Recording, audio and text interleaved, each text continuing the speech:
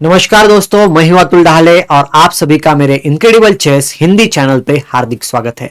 आज हम एक बहुत बढ़िया गेम देखने वाले हैं जिसमें हम सीखेंगे कि पीस एक्टिविटी क्या होती है। आपके पास भले क्वीन ना हो बोर्ड के ऊपर, पर आपके पीसेस अगर एक्टिव हो गए तो आपको बहुत सारी चीजें कर सकते हो, बहुत सारी चीजों का आप फायदा ले सकते हो। उन सारी चीजों के बारे में मैं इस गेम में आपको बताने वाला हूं, तो वीडियो में आखिरी तक बने रहना और वीडियो को एंजॉय करना।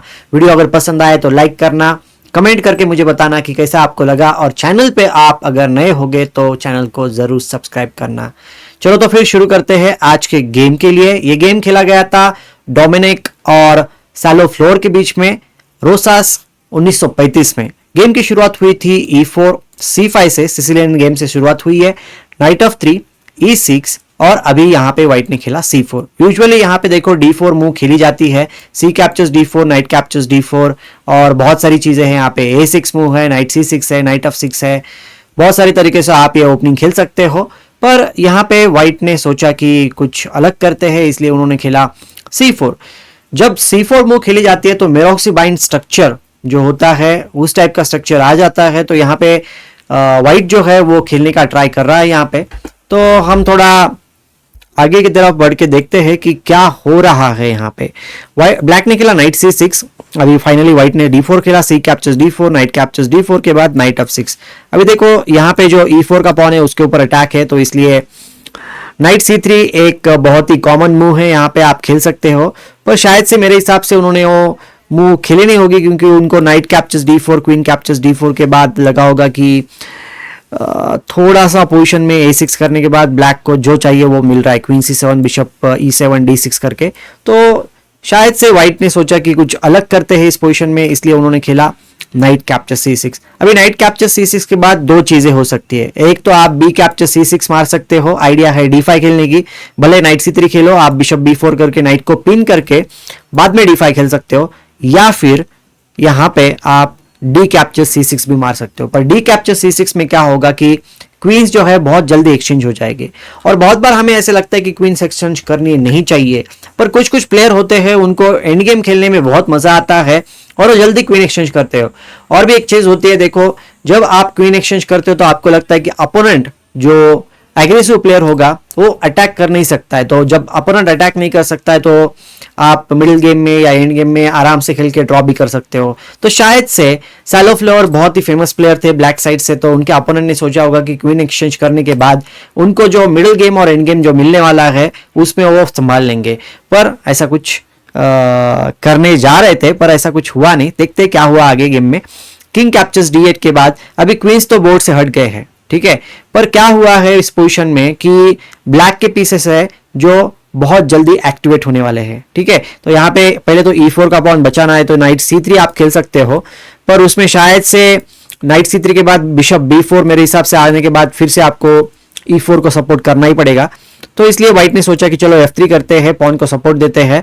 और अभी इस पोजीशन में आप देखोगे तो बिशप जो C8 का है उसको बाहर आने के लिए जगह नहीं, क्योंकि मोस्ट ऑफ द पॉन्स जितने भी है ब्लैक के वो लाइट स्क्वायर पे है।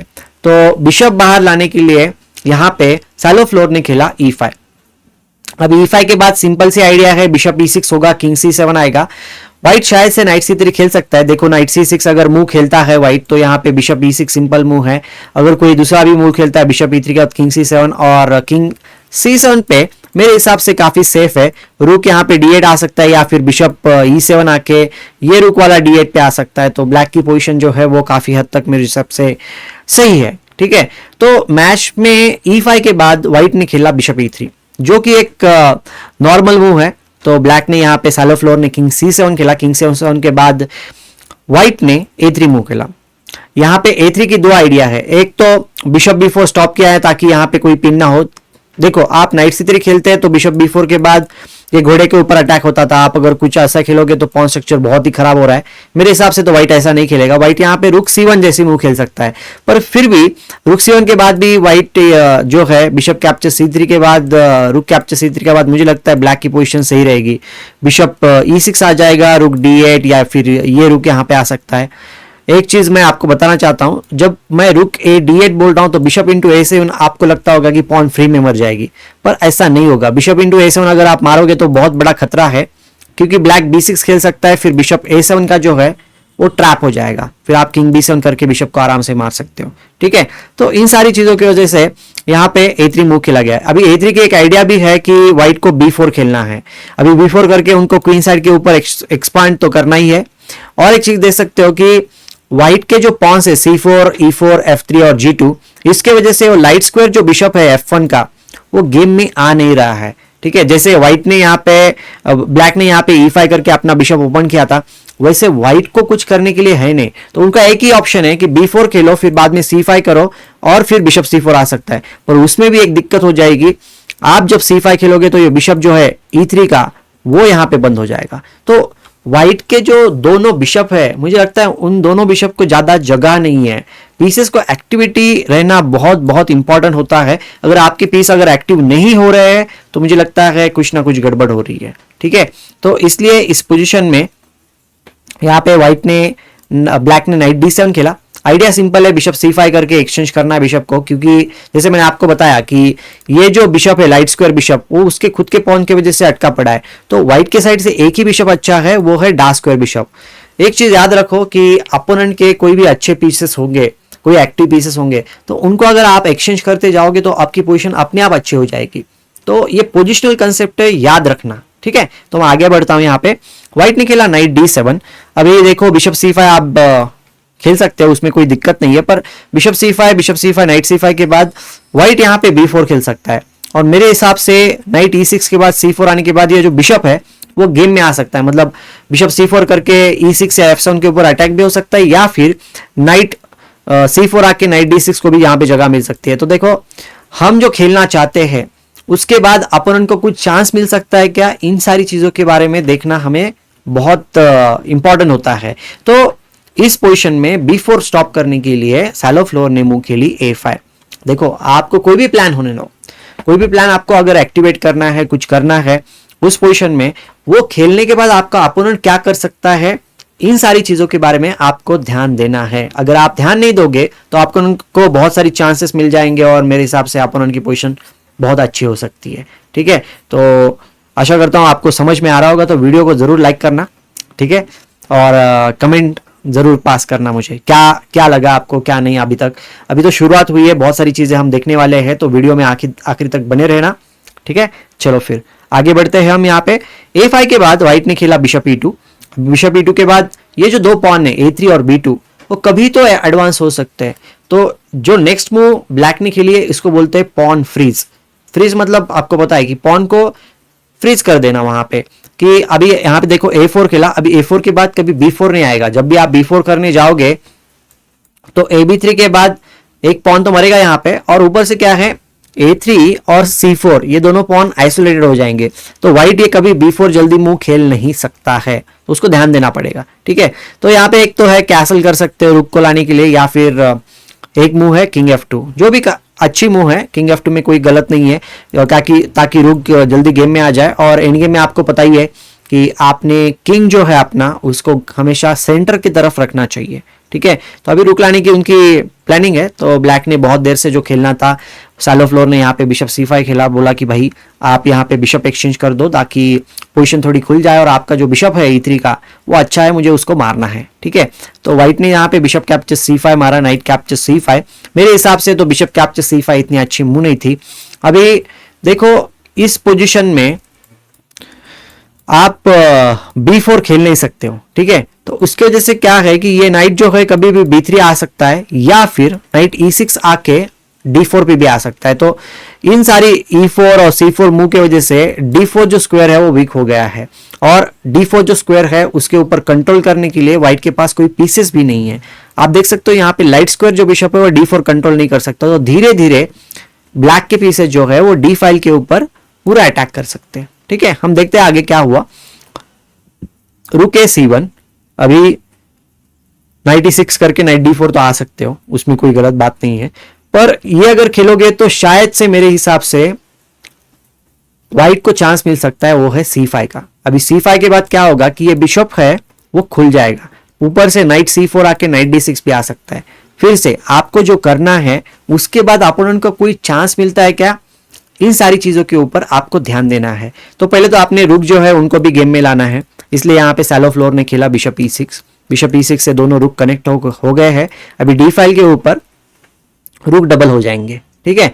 स्टेप बाय स्टेप आपको खेलना है, ठीक है, पीसेस को एक्टिव करना है। नाइट C5 पे बहुत बढ़िया काम कर रहा है, B3 पे अटैक है, D3 के ऊपर भी कंट्रोल है, ऊपर से पॉन C4 आ नहीं सकती, C5 खेल नहीं सकते हो, तो ये नाइट काफी अच्छा काम कर रहा है। अभी ये बिशप है यहाँ पे C4 पे थोड़ा बहुत प्रेशर तो डाल ही रहा है, ऊपर से अभी रुक भी कनेक्ट हो गए। तो देखो ब्लैक कैसे धीरे धीरे करके अपने सारे पीसेस को गेम में ला रहा है, ठीक है। आपको यही करना है आपके गेम में, ठीक है।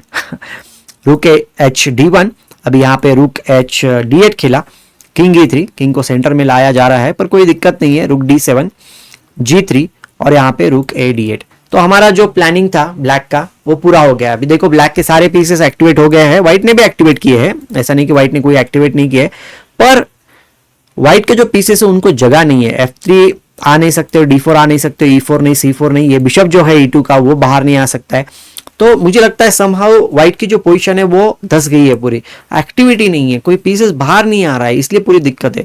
तो इस पोजीशन में फाइनली व्हाइट ने सोचा कि चलो इस पोजीशन में हम कुछ करते हैं, पोजीशन ओपन करते हैं। तो पोजीशन ओपन करने के लिए व्हाइट ने खेला F4 मूव। तो ब्लैक ने यहाँ पे E कैप्चर्स F4 मार दिया, G कैप्चर्स F4। अभी इस पोजीशन में आप देख सकते हैं कि D1 का जो रुक है वो थोड़ा सा वहां पे अनसपोर्टेड है। और एक चीज आप देख सकते हो कि रुक जो है D7 और D8 का वो D5 के ऊपर बहुत बढ़िया काम कर रहे हैं, ठीक है। ये दोनों रुक अच्छे काम कर रहे हैं। नाइट जो है C5 पे वो B3 आ सकता है, कभी E4 पे अटैक कर सकता है, और जो बिशप E6 है वो G4 आके यहाँ पे कुछ ना कुछ हो सकता है। तो इन सारी चीजों के ऊपर एक चीज मैं आपको बताना चाहता हूं कि बिशप जो है E2 का वो सबको बांधे रख रहा है। भले ही वो बिशप एक्टिव नहीं है पर वो डिफेंस का बहुत बढ़िया काम कर रहा है। तो अपोनेंट के साइड से आपको ये भी सोचना है कि कौन सा पीस डिफेंस का अच्छा काम कर रहा है। अगर आपको ब्रेक थ्रू करना है कोई भी पोजीशन में तो अपोनेंट के जो डिफेंसिव पीसेस है उनको भी मारना जरूरी होता है। तो इस पोजीशन में सैलो फ्लोर ने जो मूव खेली वो बहुत बढ़िया थी। उन्होंने खेला रुक D3 चेक। अभी उन्होंने बोला कि भाई आपको मारना है तो मारो, कोई दिक्कत नहीं है, आप किंग F2 खेल नहीं सकते हो क्योंकि आपका नाइट जो है D2 का फ्री में मर जाएगा, ठीक है। तो बिशप D3 मारना कंपलसरी है। एक्सचेंज सैक्रिफाइस सैलो फ्लोर ने दिया है, क्यों दिया है हम देखते हैं। रुक कैप्चर्स D3। अभी आप अगर किंग E2 खेलते हो तो बिशप G4 चेक के बाद किंग फिर से खेलना पड़ेगा आपको किंग F2 या कहीं भी, और उसके बाद बिशप कैप्चर्स D1 तो मार सकते हो या फिर वेट भी कर सकते हो। मेरे हिसाब से यहाँ पे वेट करना ज्यादा अच्छा है, क्योंकि आप वेट करोगे तो यहाँ पे नाइट E4 भी एक चाल हो सकती है कभी भी, क्योंकि आप अगर मारोगे तो बिशप कैप्चर्स D1 कभी आ रहा है, रुक आप खेल नहीं सकते हो क्योंकि रुक कैप्चर्स D2 भी आ रहा है। तो आप आराम से खेलते हैं, मेरे हिसाब से ये पोजीशन काफी अच्छी आपके लिए हो जाएगी। तो इन सारी चीजों की वजह से अगर किंग E4 खेलता है तो यहाँ पे अच्छी एक चाल मेरे हिसाब से हो सकती है, वो है रुक D4। अभी रुक D4 के बाद क्या है, नाइट E4 मारने की थ्रेड है सिंपल सी, और नाइट D3 चेक आके नाइट C1 भी मर सकता है। तो बहुत सारी, मतलब अभी देखो एक रैंडम मूव खेल के आपको मैं दिखाता हूं। अगर आप यहाँ पे E5 समझो, E5 आपने खेला E4 को सपोर्ट करने के लिए, बचाने के लिए, तो नाइट D3 चेक के बाद किंग जो है उसको यहाँ से मूव करना पड़ेगा। किंग F2 या किंग F1 आप कहीं भी जाओ, किंग F1 जाना पड़ेगा, किंग F2 आ नहीं सकते हो। नाइट C1 के बाद रुक C1 के बाद रुक जो है वो D2 का नाइट फ्री में मार देगा, तो आप वो भी खेल नहीं सकते हो। तो व्हाइट के पीसेस जो है वो अटक गए हैं पूरे। यही होती है पीस एक्टिविटी, मतलब ब्लैक के साइड से जो पीसेस एक्टिव है इसको ही बोलते हैं पीस एक्टिविटी। पीस एक्टिविटी अगर आपके पास अच्छी होगी तो आपकी पोजीशन अपने आप अच्छी हो जाएगी, ठीक है। तो यहाँ पे व्हाइट ने खेला किंग F2, तो किंग F2 के बाद हमने जो सोचा था वही मूव खेली बिशप G4। अभी फिर से आप रुक जो है D1 का मूव नहीं कर सकते क्योंकि नाइट जो D2 का है वो फ्री में मर जाएगा। तो यहाँ पे E5 मूव खेली, E5 के बाद बिशप कैप्चर्स D1, रुक कैप्चर्स D1, और अभी नाइट B3 आप खेल सकते हो उसके ऊपर अटैक करने के लिए, पर मेरे हिसाब से किंग E2 के बाद व्हाइट जो है वो पोजीशन सेव कर लेगा। तो यहाँ पे आपको देखना है कि वीकनेसेस कहाँ पे हैं। अगर आप आराम से सोचोगे, इस पोजीशन में पॉज लेके सोचोगे, तो आपको दिखेगा कि यहाँ पे F4 का जो पॉन है वो वीक है, ठीक है। तो F4 के पॉन के ऊपर अटैक करने के लिए यहाँ पे खेला नाइट टू E6। अभी F4 को बचाने के लिए किंग तो आ नहीं सकता है, ठीक है। किंग E2 आप अगर खेलोगे तो नाइट इनटू F4 चेक के बाद नाइट से रुक को सपोर्ट भी आ रहा है, तो आप वो भी नहीं खेल सकते हो। तो इस पोजीशन में उन्होंने पॉन बचाने के लिए खेला F5 के बाद नाइट D4। अभी फिर से F5 का पॉन मार रहा है, ठीक है। तो उन्होंने खेला F6, G कैप्चर्स F6, ई कैप्चर्स F6। अभी देखो यहाँ पे king D6, king E6, king F6, ये F6 का पॉन फ्री में मरने वाला है।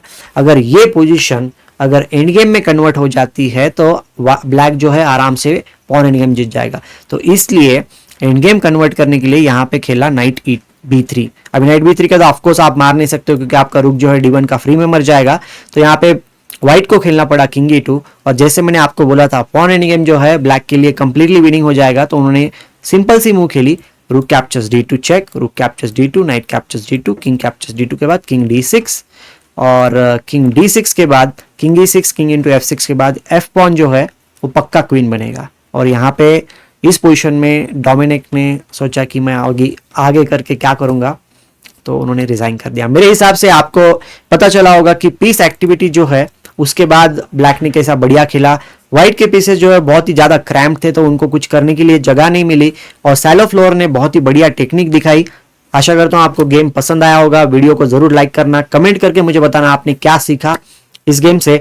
और भी बढ़िया वीडियो के साथ मैं आऊंगा, कुछ ना कुछ आपको सिखाऊंगा। चेस क्लासेस के बारे में हम बहुत सारी चीजें देखने वाले हैं, तो चैनल को जरूर सब्सक्राइब करना। आपके दोस्तों के साथ जिनको हिंदी में सीखना है उनके साथ भी ये वीडियो शेयर करना, चैनल सब्सक्राइब करने के लिए उनको भी बोलना, ताकि मैं ऐसा ही मुझे प्रोत्साहन मिले आपसे। और फिर मिलते हैं। जय हिंद।